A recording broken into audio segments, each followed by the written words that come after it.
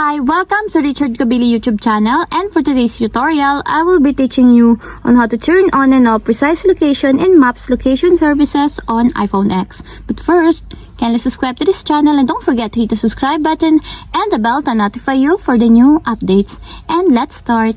Using your iPhone X from your home screen, first go to Settings. Then in the settings, scroll down and click the Screen Time. Then in the screen time, scroll down again and click the content and privacy restrictions. Then after that, in the content and privacy restrictions, scroll down and go to privacy sections, then click the location services. Then in the location services, scroll down and click the maps. Then in the maps, find the precise location, and as you will see, there's a switch button on the right side of it. Then all you have to do is just click it to enable until it becomes green. When the precise location is enabled, it allows apps to use your specific location. With this setting off, apps can only determine your approximate location. And if you want to disable, just click again the switch button.